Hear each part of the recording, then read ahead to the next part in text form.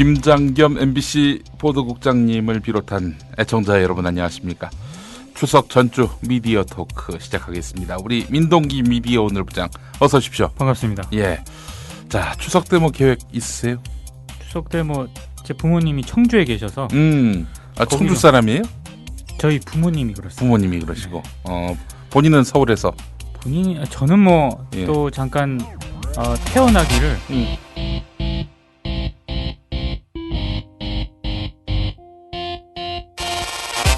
저는 뭐 또 잠깐 태어나기를 부산 쪽에서 태어났다가 뭐 잠깐 태어나기를 뭐 그런 표현이 다 있어. 네. 그러니까 뭐 저희 부모님이 좀 이동을 많이 하셨거든요. 중간. 결국에 인생 말년쯤 이제 좀 나이를 지긋하게 먹으시니까 다시 이제 고향으로. 그럼 뭐 어디라고 해야 돼? 분류를 하면 사실 저는 고향이 없다 이렇게 얘기를 합니다. 고향이 없다. 사실 제 고향이다 이렇게 얘기할 만한 쪽이 사실 이렇게 정서적으로 좀 와닿지가 않아요. 애매하다 사실은. 그러니까 되게 애매해요. 여우처럼 쇼핑하자 폭스마켓. 국내 최저가 판매 나노 금칫솔. 오픈마켓 최저가보다도 더 싸다. 국민의 48%가 살 때까지 단돈 1만 원에 무조건 무료 택배로 드립니다. 치약의 혁명 N47 플라즈마 치약. 비면활성제, 방부제, 사카린을 전혀 사용하지 않았습니다. 일반 치과 판매가보다 무려 70% 저렴하게 드립니다. 국민TV와 함께하는 참 좋은 쇼핑몰 폭스마켓. 문의는 1566-5476. 검색창에 폭스마켓을 입력하세요. 폭스마켓.co.kr.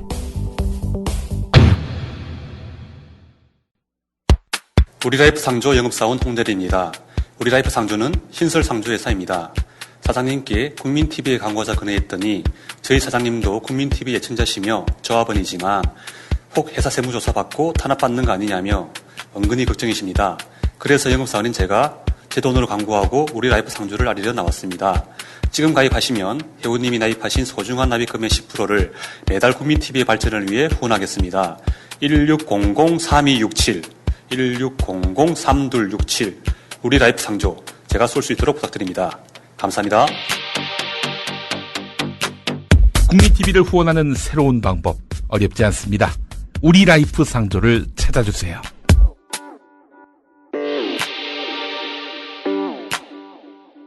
얼마 전이죠. 우리 이명박 대통령 취임 초기에 호남 인사가 하도 없으니까 유인촌 씨를 호남 인맥으로 분류를 했어요. 그렇죠. 왜 그러냐면은 이 양반이 한국전쟁 와중에 전주에서 태어났거든. 그런 이유로 호남 인재 발탁이야. 뭐 그런 말도 안 되는. 아니 그런 식으로 얘기하면은 이명박은 일본에서 수입을 해온 거 아니야. 그렇죠. 이 얘기를 내가 SBS 나가서 했구만. 그랬더니 밖에 PD가 아주 얼굴이 하얘져가지고 아니 그런 식으로 얘기하면 이명박 대통령은 일본뿐 아닙니까? 뭐 그랬더니 밖에서 얼굴이 허옇게질려가지고 완전 틀린 말 했어? 아니 논리가 그 논리잖아. 그러니까. 그 PD 철렁하셨겠구만. 이건 뭐 이젠 뭐 나가는 데가 없으니까. 참 지난 주간에 아주 뭐랄까 이런 일이 있었습니다.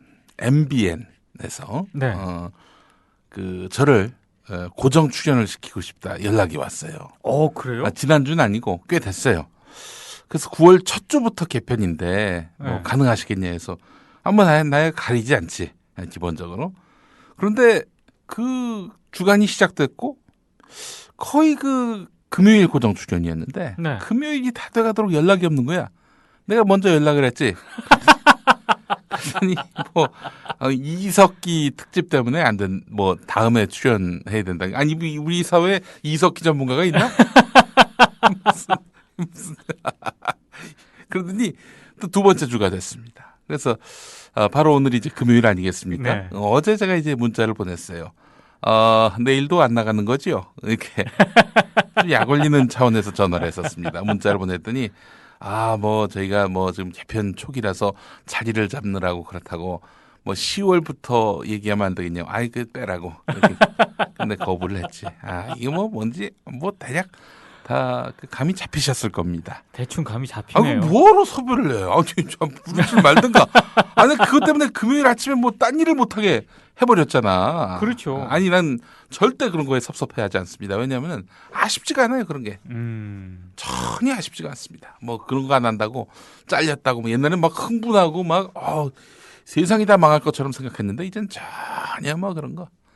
안 부르면 말고. 근데 사실 약간 기분은 내가 당사자였다면 기분이 좀 나빴을 수도 있을 것 같아요. 왜냐하면 아시겠지만 일단 어디인가에 출연을 한다고 하면은 일단 기본적으로 최소한의 준비를 해야 되거든요. 그렇지. 그만큼 시간을 빼앗긴다는 건데 기껏 빼앗아 놓고서는 아무런 연락도 없고. 네, 그것도 무슨 토론 방식으로 하자는 거야. 그러니까. 보수 쪽하고. 그러면 준비를 해야 될 거 아니에요. 글쎄, 뭐 준비를 뭐 나는 안 해도 아침마다 뭐 조간 브리핑 하니까 뭐 그걸 토대로 해서 이야기를 할 수 있다라고 생각을 했는데 뭐 아니 근데 한두 번 이런 게 아니거든. MBN은 또 지난번에 작년에도 총선 이후에 그 무슨 프로그램에서 뭐 일주일에 한 번씩 나와서 코너를 하자는 거야. 그래서 나갔지? 근데 그 다음 주에 갑자기 연락 오기를 이름 뭐를 그 무슨 보수 논객하고 같이 붙여서 하되 무슨 코너명에서 이름을 빼야 되겠다는 거야.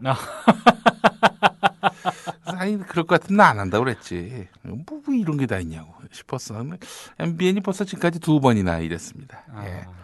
왜 이러는지 몰라. 아예 부르지 마 그러면은 아예 뭐 무슨 아이고 참. 그러니까 나름 뭘 일선 제작진에서는 뭘 해보려고 하는데 올라가지 않습니까? 이름이 올라가겠지. 근데 기획안이 올라가잖아. 그러면 이제 위에서 뭐라고 하는 거지. 이름을 바꿔야겠어. 김용판으로.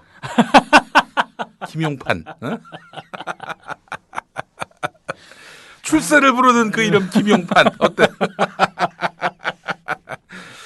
김용판이면은 MBC에서도 내가 컨택이 될 수도 있겠네. 아니 MBC뿐만입니까? KBS에 심야 토론에도 나갈 수 있어요. 출마도 할 수 있을 거야.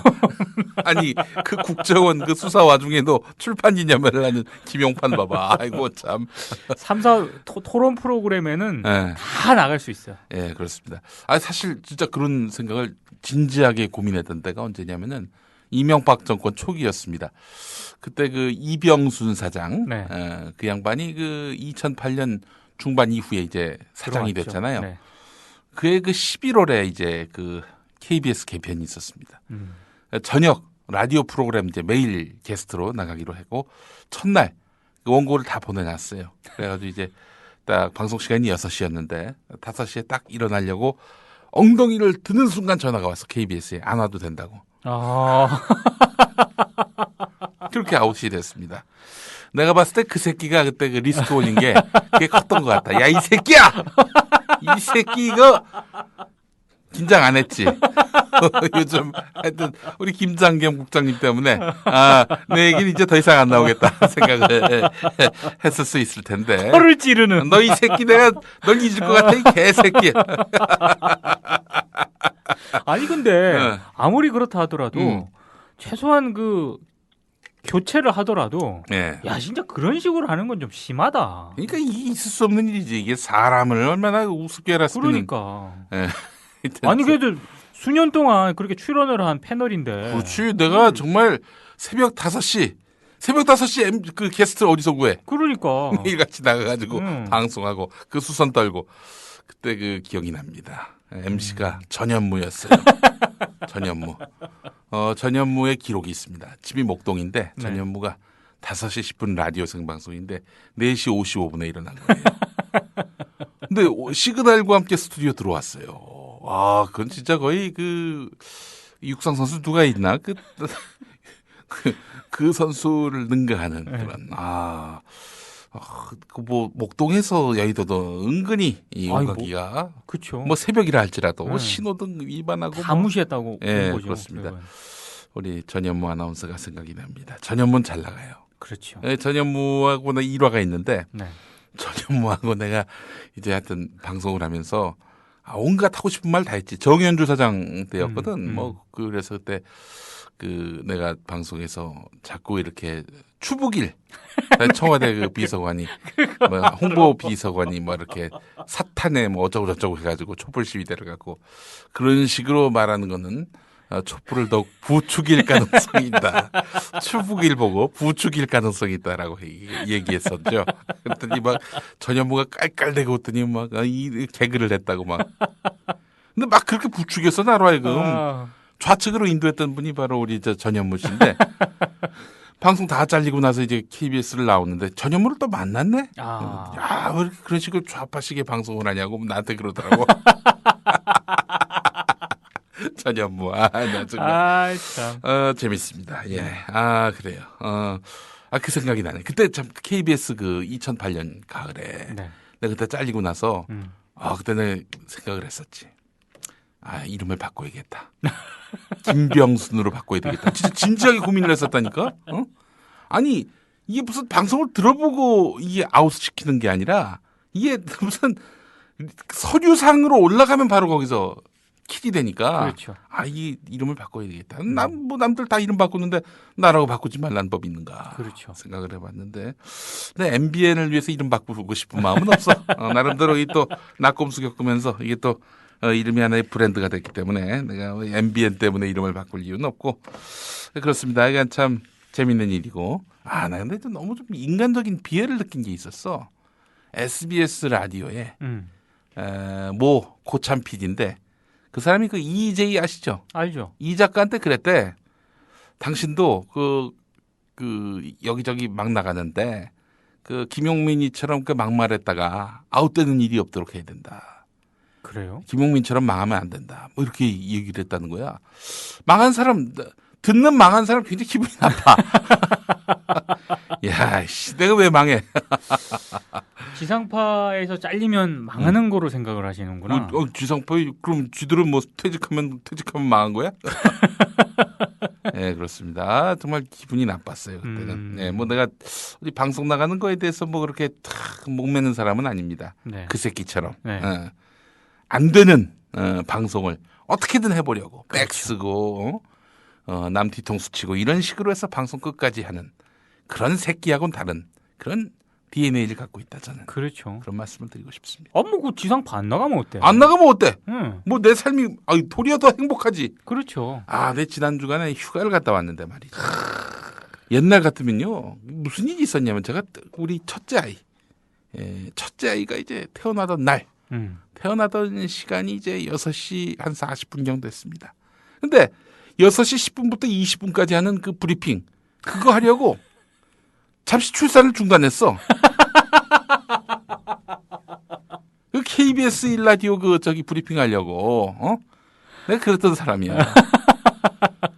야, 그래도 그 무슨 휴가를 가도 수단과 방법을 가리지 않고 항상 전화 리포트라도 했었습니다. 그러니까 이게 뭐 무슨 휴가를 갔는데 가족이 즐겁지가 않아. 왜냐면은 방송을 위해서 아빠가 한 1시간, 2시간 전에 PC방에 가야 되고 또 전화가 있는데 막 수배해서 찾아가야 그렇죠. 되고. 아내가 스트레스 받은 거지. 근데 이번에 딱 갔는데 뭐 어디서 전화 오는 데도 없고 아주 그냥 행복하게 보내진 않았습니다.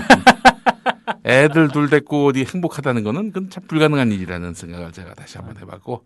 진정성이 없죠. 전혀 그렇습니다. 이 또 7살, 4살 됐고 어디 한번 최전성기죠. 정말 이거는 차라리 방송이 있었을 때는 그게 핑계거리였는데 이거 뭐 핑계거리도 없고 말이죠. 네. 그랬었습니다. 예. 참 별 얘기를 다 했네. 조선일보 지난 9월 6일 보도. 지난 4월 검찰총장이 인사청문회에서 딸 하나만 두고 있다고 밝혔던 최동욱 총장. 그러나 최 총장에게 11살 된 혼외 아들이 있다고 조선일보가 보도했습니다. 혼외 자녀 문제가 불거지면서 국민을 속였다는 비판을 피할 수 없게 됐습니다. 그런데 어제 돌발 변수 등장. 최동욱 총장의 혼외 자녀를 낳았다는 여성이 한겨레에 편지를 보낸 것. 최동욱 총장의 혼외 아들을 낳았다고 조선일보가 보도한 여성이 언론사에 편지를 보내 아이는 최 총장과 아무런 관계가 없다고 밝혔습니다. 주변으로부터 무시당하지 않기 위해 아이 아버지 이름을 최동욱 총장이라고 했다고 말했습니다. 그러면서 자신의 아이는 최 총장과 아무런 관계가 없는 아이라고 주장했습니다. 다른 사람의 아이지만 최동욱 총장과 같은 사람이 됐으면 좋겠다는 생각. 그리고 가게를 하면서 주변으로부터의 보호와 무시를 받지 않기 위해 최 총장의 이름을 빌려 썼다는 겁니다. 이 편지 말미엔 임 씨의 주민등록 번호와 인장이 찍혀 있었습니다. 졸지의 보도 경위를 추궁받게 된 조선일보. 오늘 자에서는 자기들도 편지를 받았다며 이 편지를 천천히 읽어보면은 적극적인 해명에도 불구하고 여전히 풀리지 않는 의문점이 많습니다. 조선일보 종합편성 채널 TV조선의 메인 뉴스. 식구들에게 말한 것조차 거짓이었다는 것은 어딘가 석연치 않습니다. 자식에게는 최동욱 아들로 살라고 한마당에 가족에게는 그게 거짓말이었다고 말하는 게 당연하다고? 초등학교 학적부에 아버지 이름으로 최동욱이라고 쓰면서도 알고 지내던 최 총장 동의를 받지 않고 썼다는 것도 납득하기 힘듭니다. 생각해보라. 최동욱 총장이 동의를 해주겠나? 자기 아들도 아닌데. Y씨는 또 초등학생 아들을 서울 최고 사립초등학교에 보내다가 사실상 혼자 돌연 미국으로 보낸 이유도 전혀 설명하지 않았습니다. 그 사정을 왜 조선일보에 알려줘야 하는데. 학교에서 소문이 나면서 최동욱 검사가 아버지 아니냐고 여러 번 놀림을 받았다는 말도 의구심을 낳습니다. 초등학생들에게 자랑스럽게 보이고 존경받아야 할 검찰총장이 놀림의 대상이 되었다는 건 이해하기 어렵습니다. 초등학생 중에서 검찰총장이 뭐 하는 사람인지 잘 알고 있는 어린이가 몇이나 있을지 그건 생각 안 해봤는지. Y씨가 밝힌 아이 아버지의 성씨가 비교적 희귀성인 최 씨라는 점도 의문을 키웁니다. 대한민국의 최 씨 성 가진 분들은 무려 20만 명. 의심이 과한 것은 아닌지.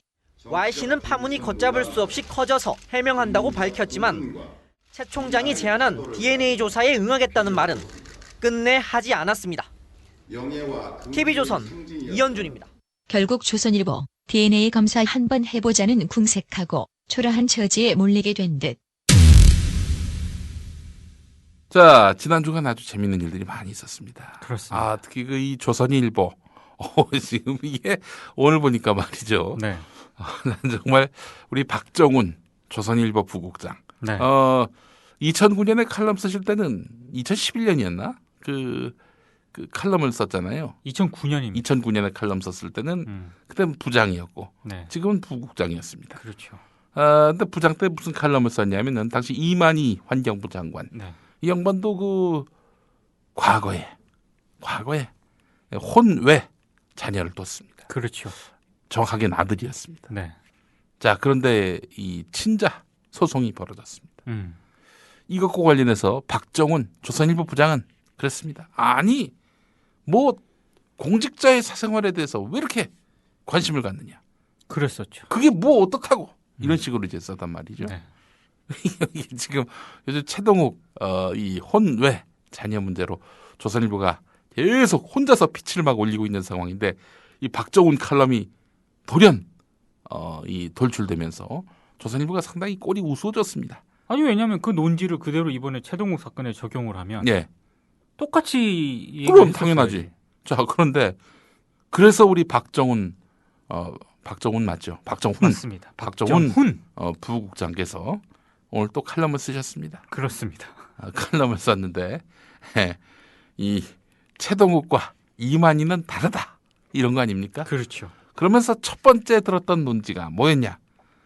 이만희는 거짓말 그리고 은폐 논란이 없었다. 그렇죠.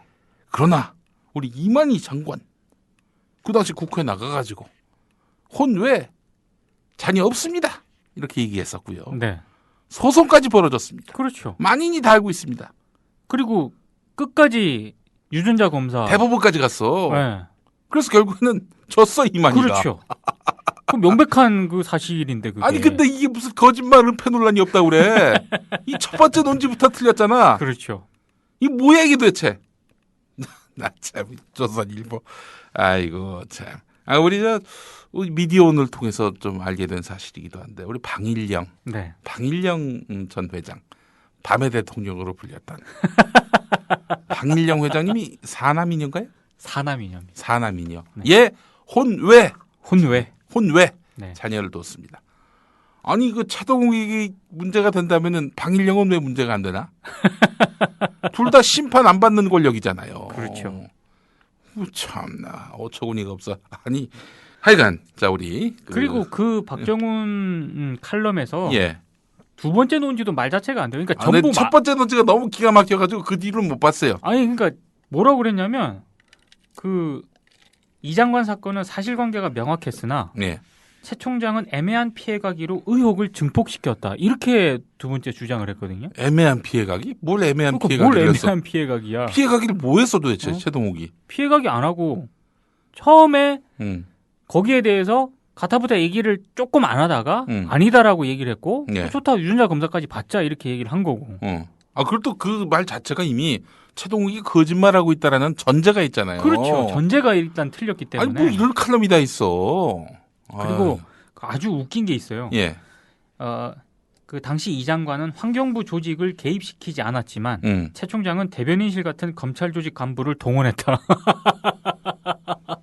아니 조선일보가 현직 검찰총장이 그렇죠. 어쩌고 그리고 검찰총장이 되는 과정에서 뭐 말하자면 거짓말을 했고, 아니 당연히 검찰의 조직이 움직일 수밖에 없지. 안 그래? 근데 당시 그 이만희 장관 그 혼외자식 문제는요. 최초로 보도를 한 게 당시 시사저널이었어요. 아 시사저널. 네. 그리고 저 박정훈 칼럼에서도 사실과 조금 다른 부분이 있는 게 예. 당시 그 시사저널이 후속 보도를 했었거든요. 예. 근데 그때 환경부 관계자가 이 관련해서 기자들의 취지에 응대를 했어요. 다 얘기를 해주고. 예. 그러니까 사실과 좀 다른 부분이 있는 거죠. 환경부가 전혀 뭐 응대하지 않았다. 뭐 이런 거는 전혀 다른 거고. 예. 더군다나 이번 사건 같은 경우는 지금 뭐 검찰 수사 발표와 관련해서 뭐 여러 가지 국정원 선거 개입 수사와 관련해서 조선일보가 계속 의혹을 제기하고 있었고 그 맥락에서 이렇게 이번 사건이 보도가 됐다라고 하는 거는 취재 기자들은 다 아는 사실이거든요. 예. 당연히 이제 검찰의 공식적인 입장을 밝혀야 될 필요가 있는 거고 그걸 가지고 마치 지금 박정훈 이 칼럼에서 마치 검찰이 무슨 자기가 총장으로서 대대적인 무슨 조직적인 동원을 한 것처럼 이렇게 몰아가는데 예. 이건 조금 좀 비겁한 방법이죠. 장자연 사건 났을 때 조선일보 공조직이 안 돌아갔나? 돌아갔죠. 기자들이 다 돌아갔었죠 그때. 예, 조선일보의 지면에서까지. 그럼요. 예, 방상훈 사장 이 불길이 번지는 거를 막으려고 했던 당시 그 행태를 다 기억하는데. 네. 예, 아니 당연히 사실이 아니라면 검찰 공조직이 돌아가야지. 조선일보 공조직이 돌아갔다. 안 그런가? 그렇죠. 예. 만약 부당하게 뭐 이렇게 조직을 동원했다면 예. 그거는 비판받아야겠지만 예. 지금 최동욱 검찰총장 체제하에서 검찰이 이 대응하고 있는 방식이라든가 반응을 보면 예. 지극히 합리적인 수준에서 이루어지고 있는 거예요. 그렇죠. 제가 봤을 때. 또 최동욱 검찰총장은 자꾸 비호하고 두둔하는 것 같은데 참 절제된 반응을 하고 보이고 그렇죠. 있다. 이런 네. 생각도 좀 들고 말이죠. 네.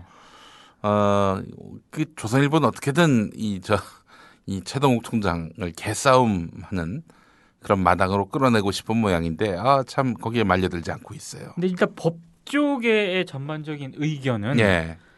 어찌됐든 이걸 입증해야 될 책임은 조선일보 쪽이 조선일보한테 있지 당연히. 있다라는 게 중론이더라고요. 드러났다, 확인됐다 그렇죠. 이런 식으로 보도한 데가 그렇죠. 조선일보 아닙니까? 네. 더더군다나 결정적으로 일단 검찰 쪽 입장이긴 하지만 예. 최동욱 검찰총장 당사자라든가 아니면 조선일보가 보도했던 그 내연녀라는 의혹을 받고 있는 그 여성분에 대해서 입장을 한 번도 듣지를 안 한 것으로 지금 이 보도가 되고 있거든요. 조선일보 주장은 그렇잖아. 그렇죠. 우리가 계속 전화했다고. 아니 전화한 걸로 그게 해결되나? 물론 그 어떤 상당한 취재가 돼서 전화 취재를 계속했는데도 의도적으로 받지 않을 때가 있습니다. 저희도 그런 경우가 있어요. 근데 그럼에도 불구하고 이번 건 같은 경우는 반드시 당사자 해명을 들어야 되는 사안이거든요. 네. 듣지 않으면 상당히 문제가 되는 그런 사안일 수도 있는데 그럼에도 이 보도를 내보냈으면 제가 봐도 입증 책임은 조선일보 쪽에 있지 않나 저는 그렇게 생각을 합니다. 근데 오늘 어제 나온 조선일보 반응을 보면은 임모 씨, 그러니까 혼외 그 자녀를 낳은 것으로 조선일보가 지목한 임모 씨를 설득을 시켜서 유전자 검사 받게 해라. 그렇죠. 조선일보가 그랬다는 거예요. 아니 어이가 없죠. 지들이 뭔데 그래. 아니 지들이 검사야? 나 참 어처구니가 없어서. 아니 하다못해 당사자가 나는 이거 싫다, 검사 받기 싫다 이런 못하는 거거든요. 못하는 거지. 근데 그걸 갖다가 아니 그 실제 당사자가 최동욱 또 그 임모 씨 둘 다 말하자면은 이 자녀는 내 아이가 아니다. 그렇죠. 라고 같은 목소리를 내고 있는 상황 아닙니까? 아니 그 상식적으로 보통 이런 사건 같은 경우는 그 혼외 자식을 낳은 그 여성 쪽이나 이런 쪽에서 이렇게 물밑에서 중재를 시도하다가 그게 안 되면 그러면 이게 당신 자식이라는 거를 DNA 검사를 통해서 한번 받읍시다. 예. 이렇게 소송을 통해서 하는 경우가 대부분이거든요. 예. 근데 지금 이 조선일보 보도는 너무 웃긴 게 예. 당사자들이 전부 부인을 하고 있거든요. 예. 근데 조선일보는 맞다. 설득해서 저 유전자 검사 응하게 하라. 지면에서 지금 이렇게 써대고 있단 말이에요. 또 저기 뭐 아이가 우리 아버지가 뭐 그러니까. 최동욱이라고 얘기하고 다녔다. 네.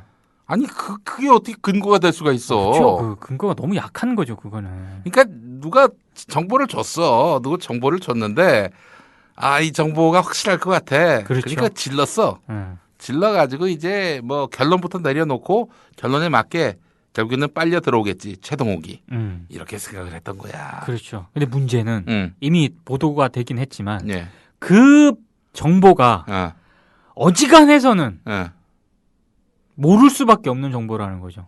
그런 어떤 내밀한 것들을. 그러니까 이제 숨은 정보원. 그렇죠. 지금 이걸 알려준 사람을 절대적으로 신뢰하고 쓴 기사가 아니었겠는가. 그렇죠. 이런 생각이 드는 거지. 네. 그게 국정원일 공산도 대단히 크다는 것이고. 그렇죠. 자, 그렇다면은 이게 그 국정원은 지금 어떤 반응을 보일까? 그렇다고 국정원이 이 순간 쫙 나타나서 최동욱 왜 거짓말해? 우리가 다 뒷조사했는데 이럴 수도 없는 거 아니에요? 그렇죠. 사실 국정원은 아마 취재 자체에 응하지도 않을 뿐더러 지금 아마 본인들이 이 국면에서 뭔가 자꾸 드러나는 것에 대해서 굉장히 부담을 느낄 겁니다. 그럼 발을 빼나? 아니 왜냐면 지금 이석기나 이런 걸로 겨우 지금 국면 돌려놨는데 만약에 이번 건으로 다시 자기한테 이게 부각이 돼봐요. 그건 원하지 않을 거라고. 아니 그러면은 어떻게 하자는 거예요? 그럼 조선일보는 이제 큰일 났네. 조선일보가 제가 봤을 때 완전히 지금 코너에 좀 몰리고 있는. 그럼 조선일보가 나중에 조선일보는 어떤 신문이냐면 내가 봤을 때 이거 국정원으로부터 받은 겁니다라고 실토할 가능성도 있어. 그래요? 아니 내가 봤을 때 그래. 야 그건 자폭인데 정말.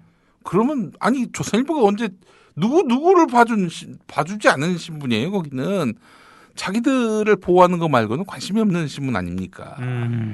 그러니까 박근혜를 밀어주고 띄워주는 이유는 자기들의 어떤 이익에 부합하니까 이렇게 밀어주는 거지. 그렇잖아요. 그렇죠. 국정원이 여기서 더 역할을 못 해준다. 더 확실한 소스를 제공해주지 못한다.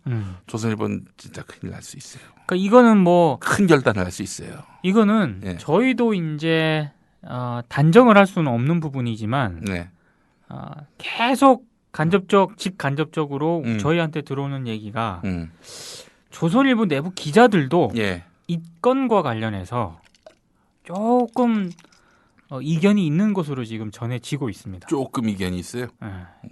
조금 이견이 있는 정도로는 뭐 그냥 저희가 뭐 없어지고 말겠네. 이 조선일보 취재하기가 상당히 힘든 그런 상황인데 일단 직간접적으로 계속 취재를 해본 바에 따르면 상당히 좀 문제의식을 느끼는 기자들도 좀 있는 것 같아요.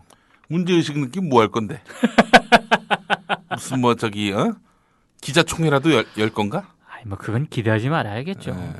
자기들끼리 뒷담화 까는 거 같고 뭘 그래. 근데 조선일보의 그 논지가 아주 웃깁니다. 임모 씨가 한겨레와 조선일보에 편지를 보냈잖아요. 그렇죠. 한겨레에 보낸 것도 불만이야. 한겨레가 최동욱에 대해서 막 우호적이고 막 두둔하니까 거기도 보낸 거 아니겠는가 뭐 이러고 있는데 아니 그런 조폭 언론에다가만 편지를 보낼 수는 없지. 임모 씨로서는. 그렇지 않아요? 그렇죠. 그리고 사람 잡는 우리 조폭 언론 조선일보에만 편지를 보내면 이게 어떻게 악용되고 오용될까?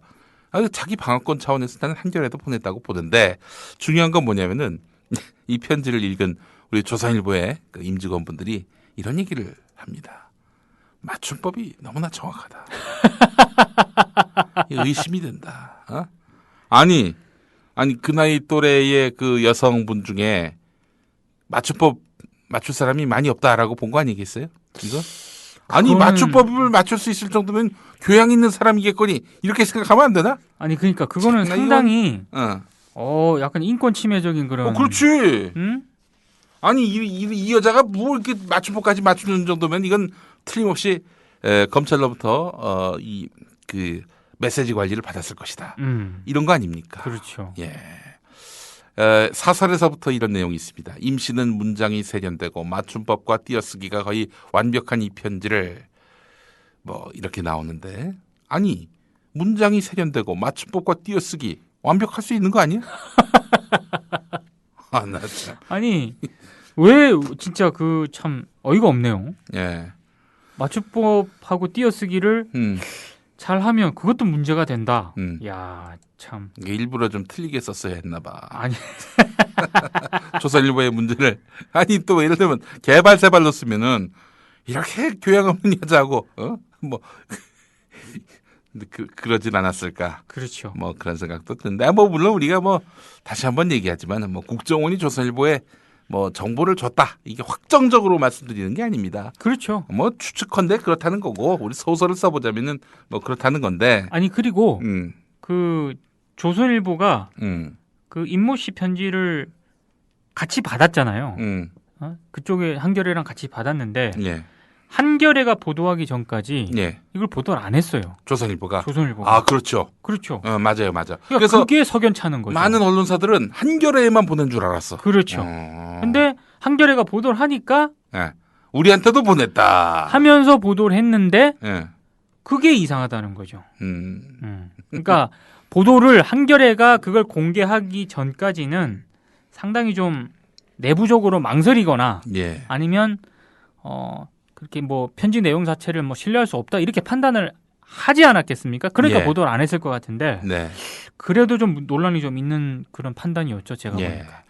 아니 지금 일단 최동욱 총장이 민사소송을 냈죠. 그렇죠. 정정보도 소송. 민사소송을 제기했습니다. 우리 김장겸 국장님도 민사소송을 냈는데 말이죠. 좀 성격이 다릅니다만. 그렇습니다. 최동욱 총장 이 민사소송 조선일보가 어떻게 질까요? 이길까요? 제가 봤을 때 예. 입증 책임이 조선일보 쪽에 상당히 있다고 보기 때문에. 그럼 자기들이 먼저 보도를 했는데. 그렇죠. 그 명확하게 입증을 시킬 수 없다면 예. 질 가능성이 있죠. 그러니까 조선일보가 그런 상황이 오기 전에 이 길고 짧은 거는 유전자 조사로 한번 해보자. 그렇죠. 유전자 조사를 계속 종용하고 있는 것이고요. 그래서 그래 봤자 이렇게 되는 거죠 지금. 예. 최동욱 검찰총장도. 그리고 아마 예. 이건 저희 한번 그 예상 시나리오긴 한데 예. 조선일보가 그런 쪽에 좀 주력하지 않을까 싶어요. 예. 그러니까 자기는 예. 이걸 보도해야만 하는. 그러니까 자기는 충분히 이걸 보도할 수밖에 없는 여러 정황과 의혹들이 있었고 이걸 최대한 확인을 하려고 했고 그래서 보도를 이렇게 하지 않을 수밖에 없었다. 이런 쪽의 어떤 논리를 구축하기 위해서 최근에 이 보도를 보면 자꾸 그런 쪽으로 가는 것 같거든요. 보니까. 그래서 조선일보가 앞으로 어떻게 자기 입장을 이렇게 정리해 나갈 것인가를 한번 보는 것도 대단히 좀 관전 포인트가 될 것 같습니다. 지금 조선일보가 완전히 지금 동물이 돼버렸습니다. 왜냐하면 위법성 조각 사유라는 게 있어요. 명예훼손. 이 보도가 공익적 목적. 그렇죠. 공익적 목적. 그러니까 사실과 다르더라도 이게 공익적인 성격을 띠면은 이 법적 책임에서 면책이 됩니다. 언론 보도는 그렇습니다. 그렇습니다. 예. 그게 위법성 조각 사유인데 아마 조선일보는 거기에 해당된다라고 주장을 할 거고. 최동욱 검찰총장의 사생활. 그렇죠. 이거를 보도하지 않을 수 없다. 이거는 보도해야만 공익적 목적에 부합한다. 충분히 의혹을 제기할 만한 사안이었고 자기네들은 나름 취재를 열심히 했다. 네. 아마 이렇게 주장을 할 것 같아요. 어때요? 그 전망이?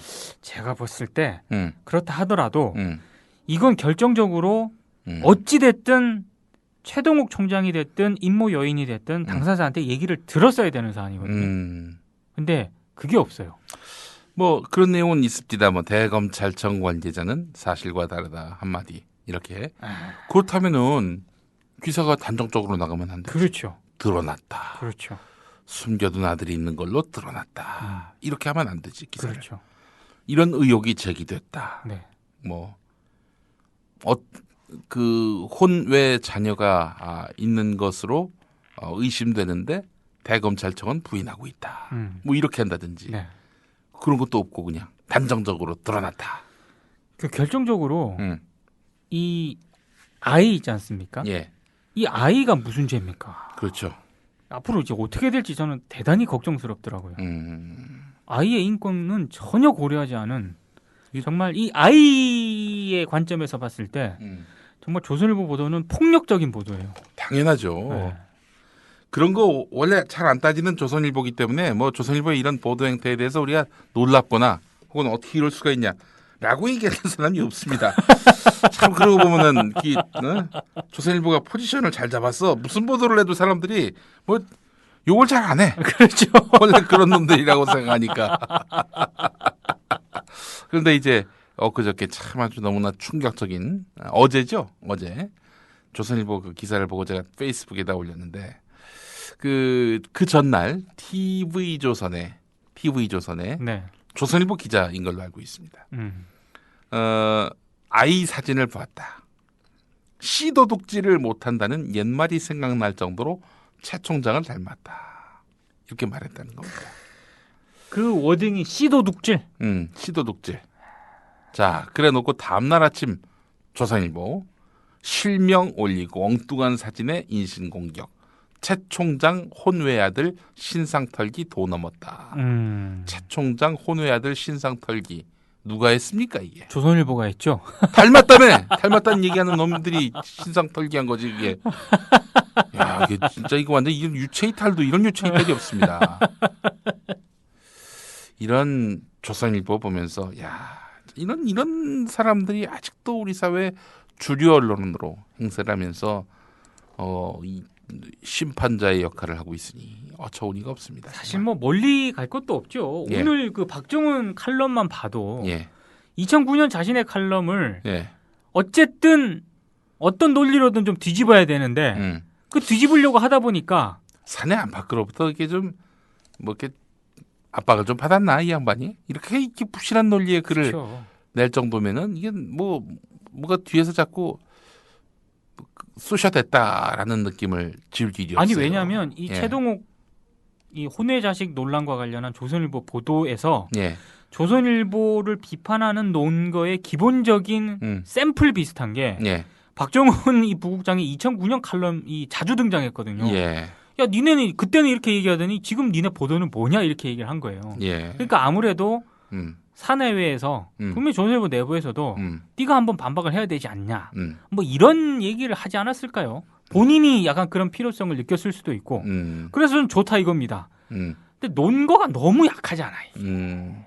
약한 정도가 아니라 거짓말을 해버렸어요. 말이 안 되는 거죠. 사실과 다른 부분도 있고. 그러니까 당시 상황을 전혀 모르는 사람들이 보면은 이 조선일보 그 2009년 칼럼 갖고 뭐라고 할지 못 되겠네. 그렇죠. 이렇게 생각이 되겠는데 이 당시 상황을 아는 사람들로서는 사실관계가 달라요. 결국 이제 보수 정치 세력들 또 이 보수 언론에 종사하고 있는 사람들은 국민들의 무지와 공포로 먹고 사는 사람들입니다. 그렇죠. 똑똑한 국민들이라면요. 이런 신문을 이렇게 지금까지 1등 신문으로 남겨놓지도 않지요. 그리고 정말 이 망각을 하지 말아야 될 것 같아요. 그러니까 기록, 그 기록에 대한 평가 반드시 남겨서 그럼요. 이런 식으로 장난질을 칠 때 되돌려 줘야 됩니다. 이렇게. 그걸 보면은 그 이명희라고 공주대 교수 그 사람 저 노무현 전 대통령이 뭐 무슨 대한민국을 부정했다. 대한민국을 태어나지 말아야 할 나라라고 얘기했다. 그런 얘기 한 적이 없는데 혼자 그렇게 했다고 주장을 하는 거예요. 아니, 그러니까 그 정도 저는 얘기를 할 정도면 최소한의 근거를 가지고 있어야 되거든요. 그럼요. 근거는 뭐 2006년쯤에 뭐 있다고 그러는데 자기가 2006년에 있다고 그러면 있는 거야 그게? 그러니까 최소한의 근거를 대야지. 그래서 이제 그 노무현 재단이 제대로 대응하겠다라고 했으니 정말 노무현 재단 잘하고 있습니다. 제가 봤을 때 그 이명희 교수가 네. 조현호 전 경찰청장을 예. 이렇게 뭐 멘토로 삼으려고 하시는 건지 네. 뭐 하여튼 좀 어이없는. 이 조현호가 이것 때문에 굉장히 지금 고초를 겪고 있습니다. 그렇습니다. 뭐 거의 뭐 그냥 변호인이 나서서 궤변을 지금 늘어놓고 있는 상황 아닙니까? 그렇습니다. 이명희 교수 혹시 이명 현상이 있는 거 아닌가? 근데 이런 이름 개그 죄송합니다. 아니 저 김태흠 새누리당 대변인 얼마 전에 문재인 의원은 문재인 것 같다. 이랬었어. 나도 한번 저 이름 개그를 좀 잠깐 해봤습니다. 예. 그래. 아니 그 이명희 교수랑 저희가 전화 통화를 한번 해보려고. 예. 아마 우리뿐만이 아니라 계속 지인들이 했겠죠. 예. 근데 전화를 진짜로 전혀 안 받는답니다.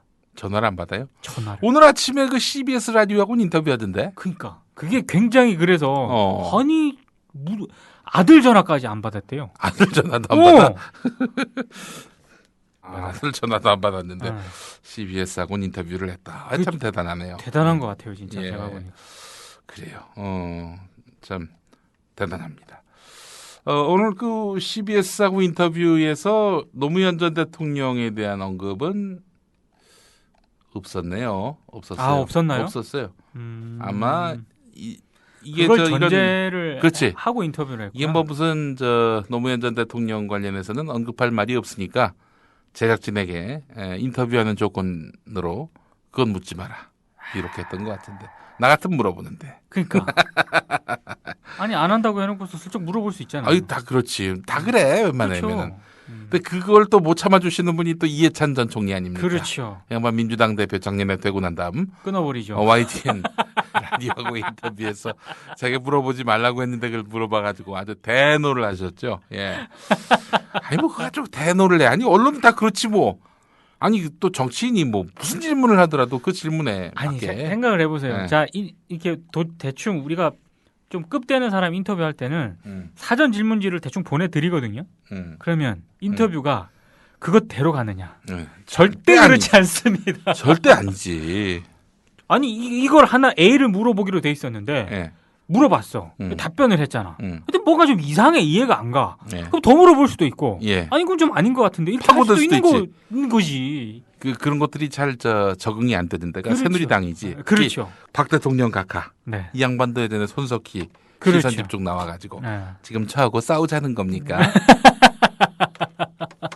뭐 그랬던 기억이 납니다. 예. 우리 이런 인터뷰에 잘 적응이 안 되시는 분들, 이런 분들 화내지 마시고. 아니 인터뷰하는 사람이 억하 감정으로 하는 경우도 있겠지만은 안 그래요. 기본적으로 매체의 인터뷰란 게 뭡니까? 그럼요. 국민이 궁금해하는 걸 물어보는 거거든요. 그걸 대신 물어봐 주는 거예요. 네, 그래서 무슨 질문을 하더라도 허허껄껄 웃으면서 넘길 줄 아는 게 진짜 그렇죠. 지각과 또 배포가 있는 정치인의 자세가 아니겠는가. 아니 물론 이제 또 일부 그 진행자나 이런 게 보면은 막 악의적이고 좀 막 사생활 이런 지나치게 이런 부분 막 물어보시는 분들도 있거든요. 보면. 근데 그런 경우라도 이렇게 점잖게 그럼 점잖게 해서 그렇죠? 정치인은요 당하고 고초를 겪어야 국민들한테 점수를 받습니다. 그렇죠. 그런 거 고마운 거야 진짜.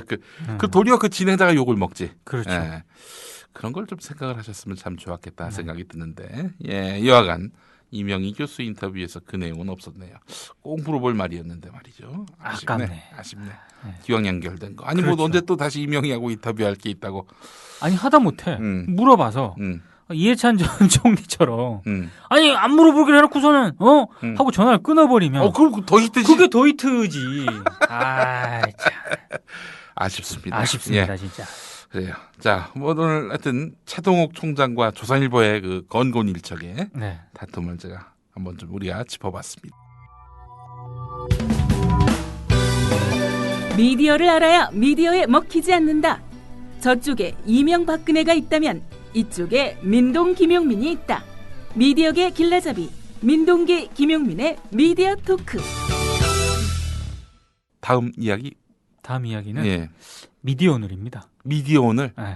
미디어오늘. 무슨 일이 있어요? 아니 뭐 이게 우리 이번에 보통 저희가 오프라인 종이 신문이 수요일자로 나옵니다. 예. 거기 일면 탑 기사가 네. 아까 김용민 PD가 얘기한 그 기사. 방일영 전 조선일보 회장. 혼외 자식만 사남이녀. 이게 저희 일면 기사인데 예. 이게 나가고 난 이후에 언론계 평가가 굉장히 극과 극입니다. 심지어 네. 어제 일부 언론사 관계자들은 예. 저에게 예. 직접 전화를 걸어서 예. 야, 너 미디어 토크에서 니네 다룰 수 있느냐 없느냐 내가 한번 보겠어. 네. 그렇게 얘기를 하시더라고요. 그래서 제가 뭐라고 그랬는 줄 아십니까? 뭐라고? 아니 그걸 왜 못 다룹니까? 아니 이게 과연 일면 탑 기사로서 적절하냐? 혹은 뭐 평가도 정말로 극과 극으로 나뉘는 그런 사안이거든요. 쉽게 얘기해서 그 뜬금없이 왜 방일영의 그 사남이녀 혼외 자식 이야기를 하느냐? 허리 아래 얘기를 왜 맥락도 없이 뜬금없이 이게 과연 기사로서 제대로 가치가 있는 거냐? 맥락이 아주 없진 않지. 조선일보가 이제 최동욱 총장의 혼외 자녀 문제를 막 들고 나오면서 와 그것이 정말 어마어마한 도덕성에 큰 타격을 주는 하자를 드러내는 그런 악의적인 그런 보도인데 니들은 그런 얘기할 자격이 있느냐?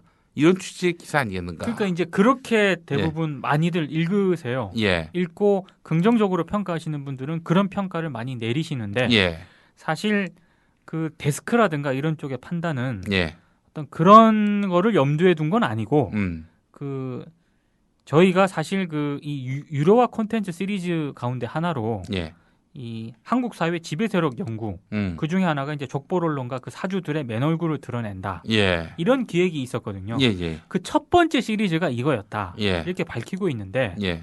이 기사가 나가기 전에도 내부에서도 약간 진통이 있었어요. 예. 그러니까 그럼에도 불구하고 이게 최동욱 건과 연관지어서 읽힐 수가 있기 때문에 조금 타이밍을 좀 봤으면 좋겠다. 이렇게 문제 제기를 하는 기자들도 있었고 예. 하여튼 좀 여러 가지 논란이 많았고 예. 결국 보도가 된 뒤에도 이게 한 주간의 최대 논란 가운데 하나가 됐어요. 예. 그래서 이제 저는 뭐 이렇게 하도 뭐 찬반 논란을 많이 들었기 때문에 또 우리 또 김용민 PD가 또 어떻게 생각하는지도 한번 들어봐야 되고 예.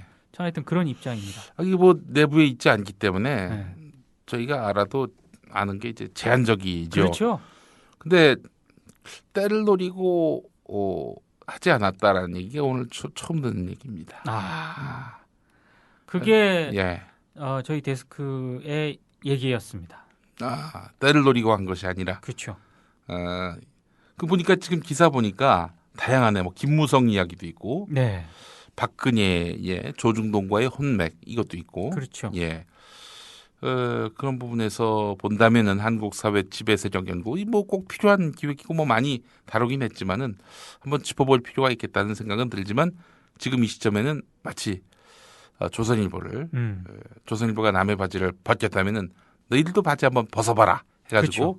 벗기는 그런 양태의 그 기사로 내부에서는 이렇게 생각했을 수 있겠구나라는 생각도 좀 드네요. 그리고 예. 긍정적인 평가를 내리는 사람은 잘했다. 네. 그래 조선일보의 그 후한 무치 이런 걸 이런 식으로 지적하는 게 미디어오늘 역할이다. 예. 이렇게 평가를 하시는 분들도 있고. 예, 실제로 이거 많이 인용됐어요. 굉장히 많이 인용이 됐고요. 예. 그리고 클릭 수도 엄청 나왔습니다. 엄청 나왔는데 이제 부정적인 평가도 언론계에서 분명히 있습니다. 예. 주로 어떻게 얘기를 하냐면 예. 이게 사실 새로운 팩트는 아닌데 예. 굳이 이 국면에서 왜냐하면 이 방일영 전 조선일보 회장의 혼외 자식이 사남이녀라는 게 뜬금없이 미디어오늘 일면에 왜 올라오냐 이게. 일면감은 아니다. 이거는 뭔가 족보 언론과 그 사주들의 맨 얼굴이라는 기획 기사를 쓸 때 그 기획 기사에 하나로 포함될 수가 있는 거지. 이 미디어오늘이라는 매체의 일면 머릿 기사는 뭔가 그 한 주의 언론계의 최대 이슈를 아젠다 세팅하는 그런 기능이 있는데 이건 좀 생뚱맞고 뜬금없다. 기획 자체는 문제가 없는데 그렇죠. 이게 지금 조선일보 일면 그러니까 지금 종이신문 일면의 실릴 기사는 아니다라는 것이 내부 구성원들의 평가다. 아니 내부 구성원들도 그렇게 그러니까 기자들도요. 예. 이 기사에 대한 평가나 스펙트럼이 굉장히 다양합니다. 예. 굉장히 다양한데 내부에서 그렇게 다양한 만큼 밖에서도 그렇게 다양하거든요. 예. 그래서 혹평을 하는 그런 일부 그 언론계 선수들은 이게 옐로우 페이퍼다. 조선일보가 최동욱 건으로 옐로우 페이퍼를 했다면 미디어오늘도 물론 최동욱과는 전혀 다르다. 왜냐하면 저희가 쓴 거는 다 팩트입니다. 이게 다 확인된 내용이거든요. 예. 근데 아무리 이게 팩트라 하더라도 아니 그 내용이 이렇게 그냥 방일영 전 조선일보 회장 혼외 자식만 사남 이녀다 라는 내용을 던져주는 게 이 타이밍에서 무슨 의미가 있냐. 결국에 이 국면에서 최동욱 이 조선일보 관련 국면에서 그걸 노린 것 아니냐. 그럼 본질적으로 미디어오늘 너네들도 옐로우 페이퍼 저널리즘에서 자유롭지 않다. 이렇게까지 이제 혹평을 하는 기자들도 있죠. 그래서 굉장히 지금 이 순간에도 미디어오늘 이번에 오프라인 일면 기사를 두고 굉장히 다양한 평가가 나오고 있습니다. 그 조선일보보다는 확실히 건강하네. 건강하죠. 그 조선일보는 그냥 뒷담화 까담하는데. 그렇죠. 그리고 문제 제기를 기자들한테도 하고 어제 이제 제가 방금 앞서서 말씀드렸다시피 미디어 토크에서 너 이거 하나 안 하나 보자. 합니다. 이거 왜 안 합니까? 내가 편집하면 안 나갈 수도 있어. 그러나 분량이 있기 때문에 저희가 편집을 할 수가 없습니다. 아니 이거는 일방적으로 뭘 비판을 하고 칭찬을 하고 이런 문제가 아니고요.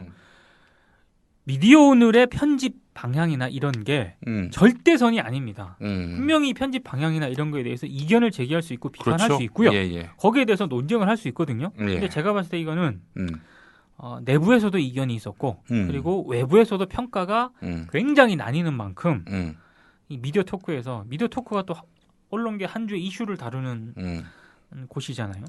이게 분명히 이런 일이 있었다. 이 청취자분들 이 방송을 들으시는 청취자분들도 아마 평가가 제가 봤을 때 다양할 것 같거든요. 이제 이런 일이 있었고 이런 평가가 있기 때문에 그런 맥락을 감안을 하셔서 기사를 한번 보시라. 저는 이런 말을 드리고 싶습니다. 알겠습니다. 우리 민동기 부장의 말씀이었습니다. 그래요. 참 그렇죠. 이런 보도와 관련해서 내부 구성원들 사이에 다양한 의견들이 나오고 이 의견들이 또 다음 보도에 또 충실하게 그 정신과 또 철학이 잘 반영이 된다면은 그런 언론 조직이 자정 능력이 있는 조직이죠. 그렇죠. 내부 비판 전혀 없는 그런 동아일보 같은 신문.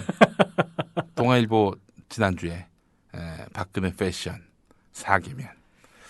야, 그거 참 보면서 참나. 이런 신문사 다니면서 자괴감을 안 느끼나?